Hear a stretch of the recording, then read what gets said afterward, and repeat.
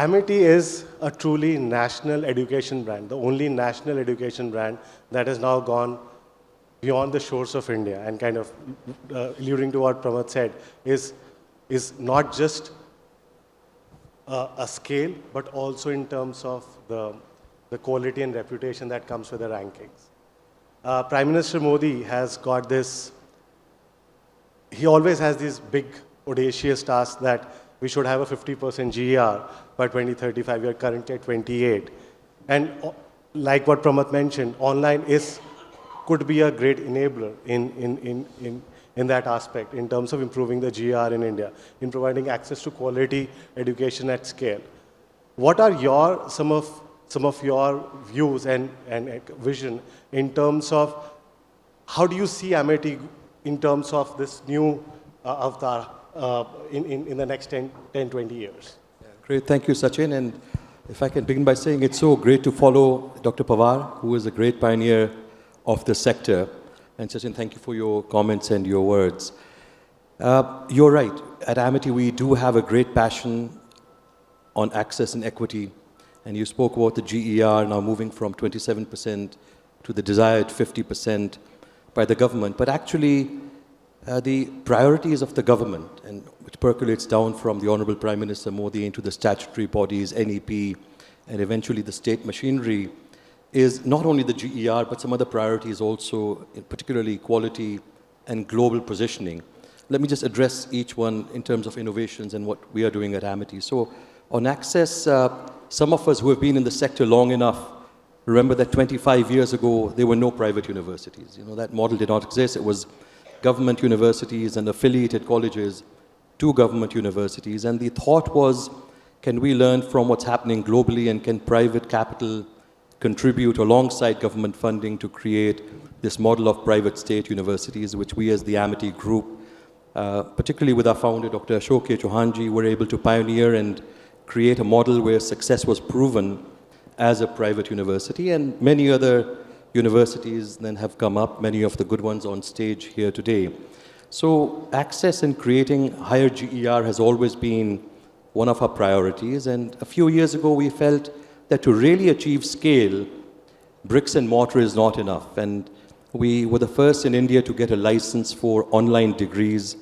And today, with our partner Univo, which is an OPM company, we are now at about 60,000 students with online degrees, which will scale in a big way, along with quality, as Pramitji had said, in times to come, along with certification. And I think we are one of the leaders in that area now as well. In terms of the sector, it's not enough to bring people into the sector. How do you retain people into the sector? And I think innovations in terms of how do we think about credit transfer, multiple entry and exit points for students, modularity of education, that is all part of how we are trying to create academic structures going forward. So that speaks to access and equity. On the quality part, one aspect, as you well know, Sachin, is research and innovation is an area that all of us are very focused on. The 2,000 patents that our faculty have filed, the 30,000 publications, 500 funded projects, 750 companies, startups that we're incubating. I think all of that has to be now pushed to the next level, and really we have to position it, how do we compete at a global level with our research and innovation, which is not an easy thing to do. And in terms of quality also, how do we collaborate with industry? So for example, we have a joint venture institution with the Tata Group for high-end engineering programs in which they provide faculty and labs. We have a joint venture institution with the Confederation of Indian Industry, CII, for logistics, and dozens of models of where we collaborate with industry, and that also speaks to quality and what we can do for employability for the students. And thirdly is this global positioning, which I think also is very important to the government and how they're thinking about India's position in the world. So if we have today 18 campuses around the world outside of India, may it be in Dubai or London or Uzbekistan, Singapore, New York or San Francisco or Kenya or South Africa, in times to come, we will keep pushing the envelope on that, having our own campuses for student mobility, study abroad programs, but also helping us collaborate with the best in the world and being closer to those partners in different parts of the world. Well, thank you, Aseem.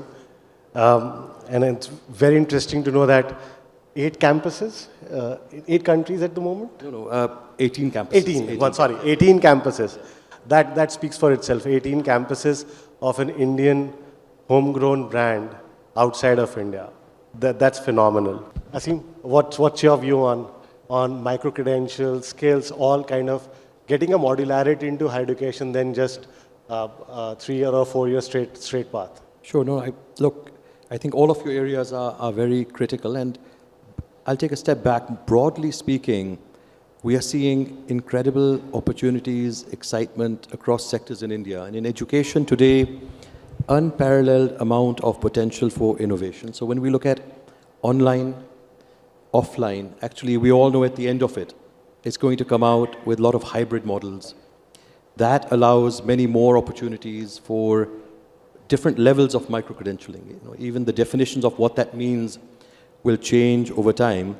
And I must say, last 2 days that I've been at this conference, I've been incredibly inspired by the kind of work that so many young companies, entrepreneurs are doing, so many interesting conversations. I've learned a lot. So I think the best ideas are yet to come. I do not think that we can bucket them only in these areas. Skills will, of course, be important.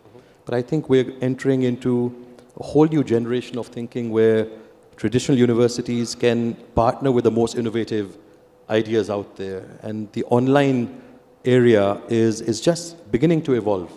So micro-credentialing is one thing, but even the use of AI, for example, what I'm seeing at Univo, the use of AI for virtual professors, virtual tutors, one-on-one, also looking at the contact center completely differently using chatbots based on AI. So there is so much opportunity that I would not want to define only in 3 letters today where we can go, because I think it's going to be a totally different world going forward.